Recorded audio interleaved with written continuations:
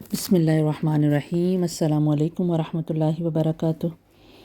जैसा कि कल हमने खुदी और ख़ुद शनासी खुदी के बारे में पढ़ा था, तो आज हम अगला जो है कि हम अपनी खुदी को किस तरह पहचान सकते हैं और इसका जो ज़रिया है वो क्या है। तो इसका ज़रिया है मुश्किलात और मसाइब, यानी मुश्किलात और मसाइब नेमत हैं।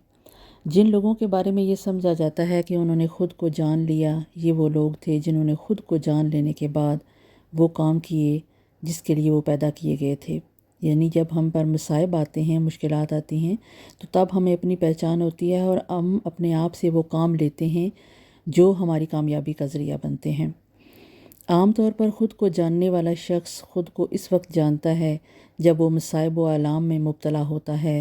जितनी खुद शनासी इंसान को तकलीफ़ में होती है, इतनी खुशी और राहत में नहीं होती। यानी जब हम दुखी होते हैं, परेशान होते हैं, तो तब हमें अपनी आप की पहचान होती है। गम, तकलीफ़ और मुश्किलात का दौर इंसान को अपने आप से आगाह करता है। हज़रत वासिफ़ अली वासिफ़ फरमाते हैं कि जिसकी आँख में आंसू हैं वो खुदा की रहमत से बच नहीं सकता। सुभान अल्लाह। यानी जब आपकी आंखों में आंसू आ गए हैं तो उस वक्त आप पर अल्लाह ताला की रहमत नाजिल होगी। खुदा की रहमत सबसे पहले इस शख्स के लिए होती है जिसकी आँख में आंसू हों, क्योंकि इस वक्त दिल शिकस्ता और टूटा हुआ होता है, और टूटा हुआ दिल और शिकस्ता दिल नरम होता है।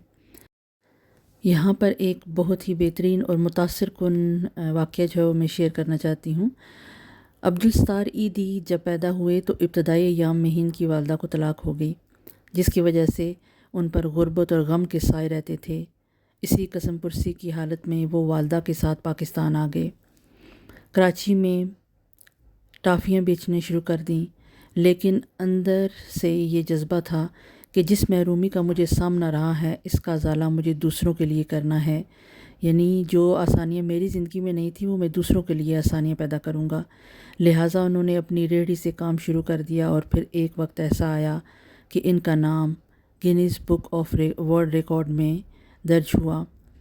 उनके बचपन की महरूमी उनकी ताकत बन गई। उन्होंने ख़ुद को जान लिया कि मैं दूसरों की खिदमत के लिए पैदा हुआ हूँ, और जो ख़ुद को जान लेता है इससे मुआशरे को फ़ायदा मिलना शुरू हो जाता है। फिर वो अपने लिए नहीं जीता बल्कि दूसरों के लिए जीता है, दूसरों के लिए फ़ायदा मंद होता है, दूसरों को आसानियाँ देता है, तो अल्लाह ताला उसकी ज़िंदगी में आसानियाँ लेकर आता है और अल्लाह ताला उस पर अपनी रहमत नाज़िल करता है। अल्लाह ताला से दुआ है कि अल्लाह ताला हमें भी उन लोगों में शामिल कर दे जिन पर अल्लाह ताला अपनी आसानियाँ नाज़िल करता है। आमीन सुमा आमीन।